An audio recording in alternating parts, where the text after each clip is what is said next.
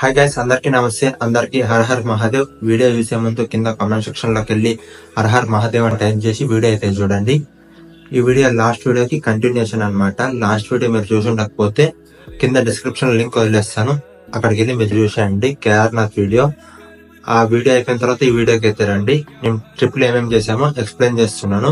మేము ఫస్ట్ అయితే కేదార్నాథ్ వెళ్ళాం. కేదార్నాథ్ అయిపోయిన తర్వాత తుంగనాథ్కి వెళ్ళాము. ఇది తుంగనాథ్ వీడియో అన్నమాట. ఈ తుంగనాథ్ ట్రెక్ ఎంత బ్యూటిఫుల్ ఉంటుందంటే ఇండియాలోని టాప్ 10 మోస్ట్ బ్యూటిఫుల్ ట్రెక్స్ కిందకి వస్తుంది నా ఒపీనియన్ లో. మినీ స్విట్జర్లాండ్ అని కూడా అంటారు కొంతమంది అయితే. అండ్ ఇక్కడ రూమ్స్ అయితే చాలా లిమిటెడ్ గా ఉంటాయి, మీరు ముందే బుక్ చేసుకోవాలి రూమ్స్. ఇక్కడ సిగ్నల్స్ అయితే అస్సలు ఉండవు. కంపల్సరీ మీరు క్యాష్ అయితే క్యారీ చేయాలి ఏమైనా ట్రాన్సాక్షన్ చేయాలంటే. పంచకేదార్ అని 5 ఉంటాయి. ఆ 5లో ఇది ఒక తుంగనాథ్ అన్నమాట. ఈ తుంగనాథ్ టెంపుల్ వరల్డ్ లోనే హైయెస్ట్ శివ టెంపుల్ అన్నమాట. సీ లెవెల్ కి 12,000 ఫీట్ అబౌవ్ ఉంటుంది. ఈ ట్రెక్ స్టార్ట్ చేయాలంటే చోప్టా నుంచి స్టార్ట్ చేయాలి. చోప్టాకి ఎలా రీచ్ అయ్యామో నేను చెప్తాను ఇప్పుడు. కేదార్నాథ్ నుండి కేదార్నాథ్ ట్రెక్ అయిపోయిన తర్వాత సీతాపూర్ లో స్టే చేసాము. స్టే చేసి నెక్స్ట్ డే మార్నింగ్ లేచి మేము ఈ తుంగనాథ్ టెంపుల్ కి అయితే స్టార్ట్ అయ్యాము. మీరు సీతాపూర్ నుండి డైరెక్ట్ క్యాబ్ అయినా తీసుకోవచ్చు డబ్బులు ఉంటే. ఆ డబ్బులు తక్కువ ఉంటే మీరు బ్రేక్ జర్నీ అయితే చేయాల్సి వస్తుంది. బ్రేక్ జర్నీ చేయాలంటే ఫస్ట్ సీతాపూర్ బస్ స్టాప్ లో నుండి మేమైతే బస్ ఎక్కేసాము. సీతాపూర్ నుండి గుప్తకాశీ వెళ్ళాలి. ఇది 1 అవర్ టు 1.5 అవర్ అయితే జర్నీ ఉంటుంది. గుప్తకాశీలో బస్ దిగేసి ఊకిమట్ కి టాక్సీస్ ఉంటాయి, షేరింగ్ టాక్సీస్. చాలా టాక్సీస్ అయితే ఉంటాయి, మీకైతే ఏం ప్రాబ్లం లేదు. షేరింగ్ టాక్సీ పట్టుకొని మీరు ఊకిమట్ అయితే వెళ్ళాలి. మీరు షేరింగ్ టాక్సీస్ లో ట్రావెల్ చేస్తున్నప్పుడు మీకు లోకల్స్ అయితే చాలా మంది వస్తూ ఉంటారు టాక్సీస్ లో. వాళ్ళతో కన్వర్జేషన్ బిల్డ్ చేయడానికి ట్రై చేయండి. ఎందుకంటే కన్వర్జేషన్ బిల్డ్ చేస్తే అక్కడ కల్చర్ ఏంటో తెలుస్తుంది మీకు. అండ్ వాళ్ళు మీకు ఏమో ఒకటి చెప్తారు, మీరు వాళ్ళు ఏదో ఒకటి అడుగుతా ఉంటారు, మీరు కూడా వాళ్ళు చెప్తా ఉండండి. లోకల్స్ కలుస్తూ ఉంటారు షేరింగ్ టాక్సీస్ లో వెళ్తే. మాకైతే ఒక బాబా కలిశారు, అతనైతే మధ్యప్రదేశ్వర్ వెళ్తున్నారు. అతను స్వామీజీ టైప్ అన్నమాట. ఇలా షేరింగ్ టాక్సీస్ లో వెళ్తా ఉంటే చాలా మంది అయితే లోకల్స్ కలుస్తూ ఉంటారు. వాళ్ళ ఎక్స్పీరియన్సెస్ షేర్ చేసుకుంటారు, మన ఎక్స్పీరియన్స్ షేర్ చేసుకోవచ్చు. వాళ్ళ కల్చర్ గురించి షేర్ చేస్తారు, వాళ్ళకి తెలిసింది వాళ్ళు షేర్ చేస్తారు, మనకు తెలిసింది మనం షేర్ చేయొచ్చు.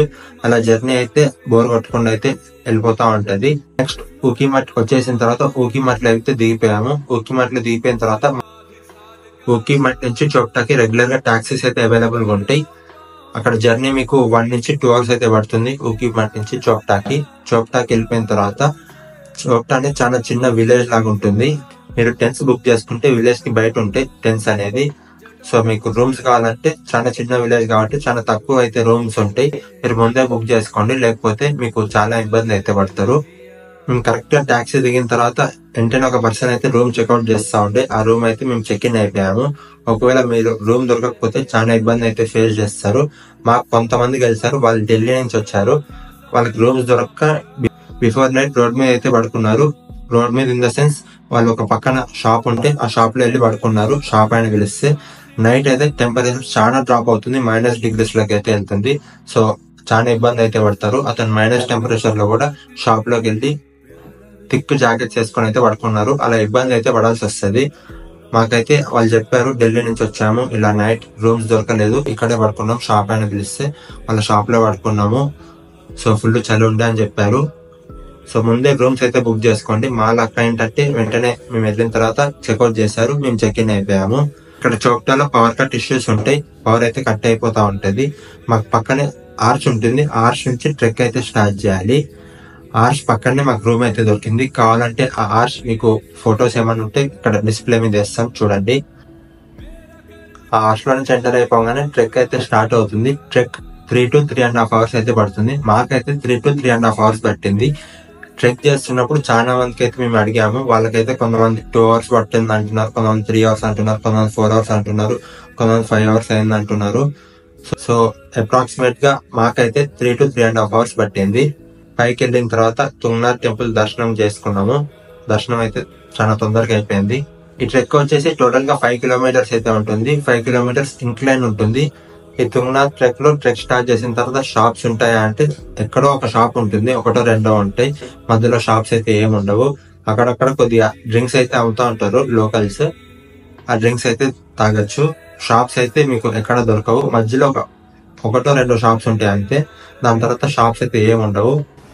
మాకు దర్శనం మధ్యాహ్నం అరౌండ్ 2 to 3 మధ్యలో అయింది. ఆ 2 to 3 మధ్యలో దర్శనం అయిపోయిన తర్వాత ఫుల్ ఫాగ్ అయితే వచ్చేసింది. So we cannot trek Chandrashila due to weather conditions.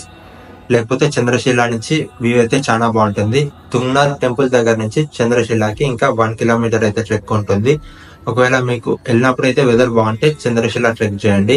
మాకైతే వెదర్ బాగాలేకుండే, అందుకని మేము చంద్రశీల ట్రెక్ చేయలేదు. ఒకవేళ ట్రెక్ చేసినా గానీ నో యూజ్ అనమాట. అక్కడ నుంచి అయితే వ్యూ అయితే ఏమి ఉండదు, వెదర్ బాగాలే కాబట్టి. మీరు సన్ రైజ్ కే చంద్రశీల ట్రెక్ చేద్దాం అనుకుంటే బిఫోర్ డే వచ్చేసేయండి చోప్టాకి వచ్చేసి ఆ రోజు రెస్ట్ తీసుకొని మీరు ఎర్లీ మార్నింగ్ అయితే 3 or అరౌండ్ 4 కి అయితే ట్రెక్ అయితే స్టార్ట్ చేయాలి. మీ ఫిట్నెస్ లెవెల్స్ ని బట్టి చంద్రశీలకి ఏ టైంకి వెళ్తారని మీరు చంద్రశీలకి సన్ రైజ్ కి వెళ్ళేటట్టు చూసుకోవాలి. లేదు అంటే మీరు ముందు రోజు నైటే ఎక్కడైతే ఉన్నారో అక్కడ నుంచి టాక్సీస్ అయితే పట్టేసుకొని చోప్టాకి అయితే రీచ్ అయిపోండి. చోప్టాలో మీరు పడుకొని నైట్ ఎర్లీ మార్నింగ్ అయితే లేచి వెళ్ళిపోవాలి.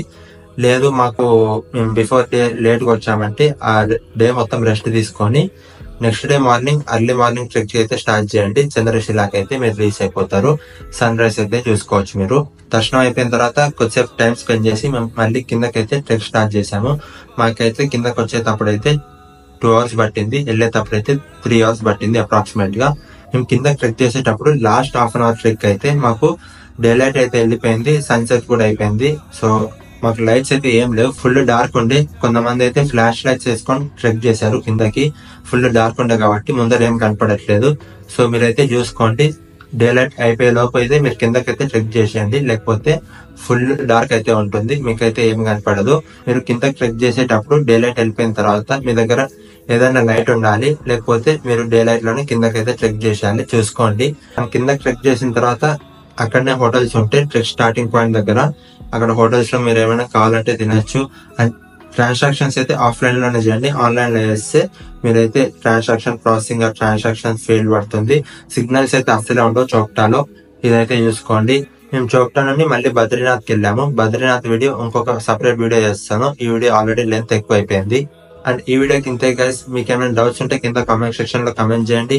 అండ్ ఈ వీడియోకి లైక్ చేయండి. And me friends and family members తో ఈ వీడియో షేర్ చేయండి. అండ్ ఛానల్ కి సబ్స్క్రైబ్ చేసుకోండి. బాయ్.